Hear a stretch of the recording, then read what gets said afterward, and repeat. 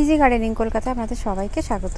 চলে এলাম নতুন আরেকটি ভিডিও নিয়ে। তো আজকের ভিডিওর মূল বিষয়বস্তু হচ্ছে কম খরচে এবং খুব সহজ গাছ দিয়ে কিভাবে আমাদের ছাদ বাগান রঙিন করে তুলতে পারি, বা শীতে খুব কম দামের গাছ কিনে কিভাবে আমাদের ছাদ বাগান সাজাতে পারি। তো সবার আগে চলে আসে গাঁদা ফুল, আর তার সঙ্গে আছে চন্দ্রমল্লিকা। কম খরচে এই কারণেই বলছি, কারণ সেটা হচ্ছে একবার যে জিনিসটা আমাদের ছাদ বাগানে আসবে চেষ্টা করব সেই গাছ দিয়েই বছরের বছর গাছ তৈরি করার। তো প্রথমবার আমরা যদি খরচা করে গাছ কিনি, পরের বছর থেকে যেন সেই গাছগুলো আমাদেরকে আর না কিনতে হয়। তো তার মধ্যে সবার আগে চলে আসে এই দুটো ফুল, তারপরে চলে আসে দেখুন কলিয়াস গাছও কিন্তু আমরা খুব সহজে একবার একটা গাছ কিনে এবং সেটা দিয়ে কিন্তু আমরা বছরের পর বছর প্রচুর পরিমাণে গাছ তৈরি করতে পারি এবং সেই গাছ কিন্তু দেখতে ভীষণ ভালো লাগে। তো এই ছিল হচ্ছে কিছু কিছু গাছ, আর এছাড়াও আরও কিছু গাছ আমি নতুন করে কিনে এনেছি। সেই গাছগুলো দিয়ে কিভাবে ছাদ বাগান সাজানো যায় এবং সেটাই দেখাবো। তো চলুন এবারে কি কি গাছ আমি কিনেছি সেটা দেখাবো। তার আগে দিকে দেখুন চন্দ্রমল্লিকার গাছগুলো কি সুন্দর বেড়েছে। এগুলো কিন্তু আমার নিজের কাটিং থেকেই তৈরি করা এবং গাছে কিন্তু বেশ ভালো কুড়িও আসতে শুরু করে দিয়েছে। তো চন্দ্রমল্লিকার গাছগুলো কি হয়েছে কি, এবারে যেহেতু অনেক দেরিতে বসিয়েছিলাম সেই জন্য কিন্তু গাছগুলো খুব বেশি ঝাঁকড়া তৈরি করা যায়নি। ঝাঁকড়াটা কম হয়েছে, তবে গাছে কিন্তু বেশ ভালো কুড়িও এসে গেছে। তো এবারে আমি চলে যাব হচ্ছে যে কাটিংগুলো কিনেছিলাম সেটা বসাবো, যে তার জন্য কিন্তু কোনো মাটিই নেই, মানে সেই জন্য না কোনো গাছও কিনতে পারছি না। তো এবারে দেখুন এখানে রয়েছে কলিয়াস গাছ। তো এই কলিয়াস গাছগুলো না আমি বসিয়েছিলাম একটা গামলার মধ্যে। সেই গামলার মধ্যে বেশ কিছুটা না গার্ডেন ওয়েস্ট দিয়ে তারপরে হচ্ছে কলিয়াস গাছগুলো আমি বসিয়েছিলাম। তো ভাবছি এই গামলাটাই খালি করব আর কলিয়াস গাছগুলো তুলে এখান থেকে মাটি নিয়ে সেই মাটিতেই বসাবো হচ্ছে এই চারাগুলো। এই দেখুন এই চারাগুলো কিনে নিয়েছি। তো সবার প্রত্যেকে বেশি পছন্দের হচ্ছে হলিহকটা আমার ভীষণই ভালো লাগে। আমার ছাদ বাগানে আমি নিজে থেকে প্রচুর চারা তৈরি করেছি, আর কিছু নিয়েছি কসমস। এই হলিহক আর কসমস হচ্ছে আমার সবথেকে বেশি পছন্দের গাছ, আর সবথেকে কম দামে পাওয়া যায়।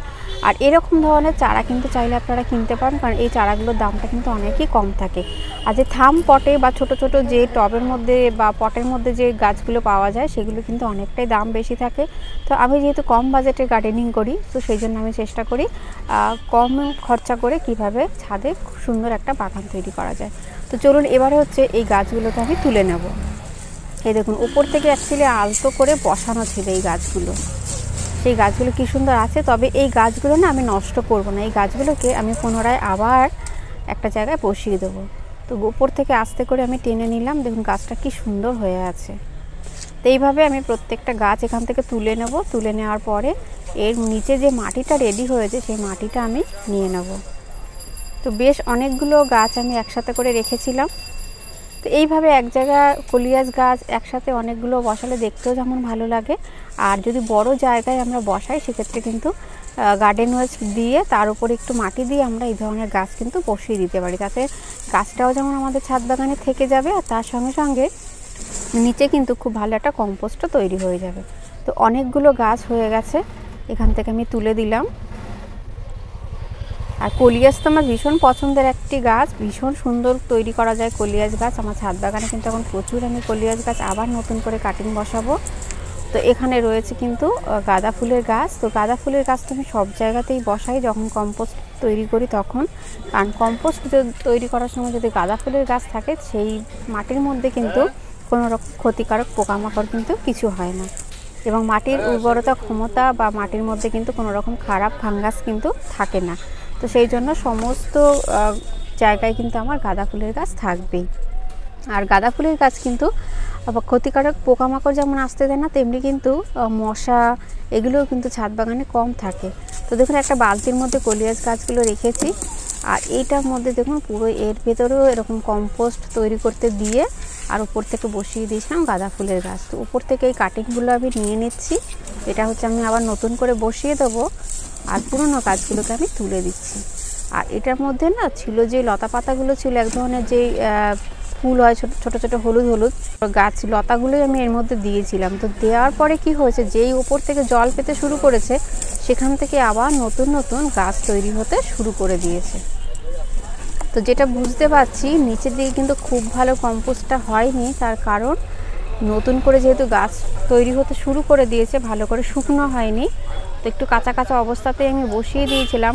আর এ হচ্ছে জল মাটি পেয়ে এখানে নতুন নতুন চারা তৈরি হয়ে গেছে, কিন্তু পাশ থেকে কিন্তু খুব ভালো মাটি কিন্তু আমি দেখতে পাচ্ছি। তো এই মাটিগুলোই হচ্ছে আমি এবার এই গামলা থেকে বের করে নেব। বের করে নেওয়ার পরে এই মাটিতে বসাবো নতুন চারা। আর এই গামলাটার মধ্যে আবার আমি পুনরায় যে গার্ডেন ওয়েস্টগুলো বেরোচ্ছে, যেগুলো শুকনো জিনিস বেরোচ্ছে, এইগুলোকে এবারে কি করব, আরেকটু ভালো করে রোদে শুকিয়ে নেব। শুকিয়ে নিয়ে তারপর আবার গামলার নিচে দিয়ে আর উপর থেকে আবার বসিয়ে দেবো বিভিন্ন রকম ফুলের গাছ। তো এই দেখুন এই ড্রামটার মধ্যেও তৈরি হয়ে গেছে একদম। আর এই একটা টবের মধ্যে দেখুন এখানে বসানো ছিল গাঁদা ফুলের গাছ। আর এখানে দেখুন কত ওয়েস্টেজ জিনিস তৈরি হয়ে গেছে। এই শুকনো জিনিসগুলো সমস্তটা বেছে পরিষ্কার করে নিয়ে আগে নিয়ে এই মাটিটাই কিন্তু এবার আমি কাজে লাগাবো। এই মাটিতে কিন্তু কোনো গাছের অসুবিধা হবে না, কারণ যেহেতু এখানে গাছ তৈরি হচ্ছিল, এতে কিন্তু খুব যে গাছের সারের যে খুব পাওয়ার আছে তা কিন্তু নয়। তো সেই জন্য এই মাটিটাই আমি ব্যবহার করব, কারণ যেহেতু নিয়মিত জল ব্যবহার হতো, বৃষ্টি হয়েছে, তো ওই জন্য এই খাবারটার কিন্তু অতিরিক্ত কিন্তু পাওয়ার নেই। তো এবারে দেখুন কি সুন্দর মাটি এখান থেকে আমি পেয়ে গেলাম। এই মাটিতে এবারে সমস্ত যে চারাগুলো কিনে এনেছি সেই চারাগুলো বসাবো। আর এই টবটার মধ্যে যে গাঁদা ফুলের গাছটা ছিল, তো সেই টবের মধ্যে মাটিগুলো একটু আপনাদেরকে দেখাই যে গাঁদা ফুলের গাছ যেখানে থাকে তার মাটিটা কেমন সুন্দর হয়। তো এই টবটার মধ্যে ছিল গাঁদা ফুলের গাছ, তো সেই গাঁদা ফুলের গাছটা নষ্ট হয়ে গেছে। আর এর ভেতরে দেখুন আমি যে ঠাকুর ঘরের যে সমস্ত ছোটো ছোটো গামছা বা সুতির যে কাপড়গুলো হয় না, সেগুলো কিন্তু আমি এই টবের নিচে দিয়ে দিই। এটা কিন্তু আস্তে আস্তে পচে পচে দেখুন মাটির সাথে মিশে যায়, আর ড্রেনেজ সিস্টেমটাও কিন্তু অনেক ভালো থাকে। আর এই দেখুন মাটি, এর মাটির রঙটাই যেমন আলাদা, আর এর মধ্যে না কোনো রকম খোয়ামাকড় কিচ্ছু কিন্তু থাকে না। এই দেখুন কি সুন্দর মাটিটা। তো সেই জন্য আমি ছাদ বাগানে সবসময় কিন্তু সমস্ত গাছের গোড়ায় গোড়ায় বা সবসময় গাছের আশেপাশে আমি কি করি, গাঁদা ফুলের গাছ লাগাই। দেখুন কি সুন্দর ঝুরঝুরে ভুরভুরে মাটি একদম। আর এই ওয়েস্টেজগুলো আমি এখন 2 দিন এখানে রেখে দেবো, এটা শুকনো হবে। আর এদিকে আমি আরেকটা ড্রামে দেখুন কলিয়াস রয়েছে। আর আরেকটা জিনিস আপনাদেরকে দেখাই, আমি যে সবসময় কম্পোস্ট তৈরি করতে গেলেও কিন্তু আমি ওপরে কিন্তু গাঁদা ফুলের গাছ বসে। এই দেখুন এই ড্রামটার মধ্যে সমস্ত ওয়েস্টেজ জিনিস ছাদ বাগানের দিয়েছি, সবজির খোসা থেকে শুরু করে সব কিছুই আছে। আর তার উপরে কয়েকটা গাঁদা ফুলের গাছ জাস্ট ওপর থেকে বসিয়ে দিয়েছি। এই দেখুন গাঁদা ফুলের গাছটাও কি সুন্দর গ্রো হচ্ছে। আর এর নিচে কিন্তু যে মাটিটা তৈরি হচ্ছে বা যে সারটা তৈরি হচ্ছে, সেটাও কিন্তু অনেক ভালো গাছের সার তৈরি হচ্ছে। আর এই গোলাপটা তো কি সুন্দর ফুটেছে, আজ বেশ কয়েকদিন ধরে ফুলটা ফুটে আছে। 10 বছরের পুরনো একটি গোলাপ গাছ।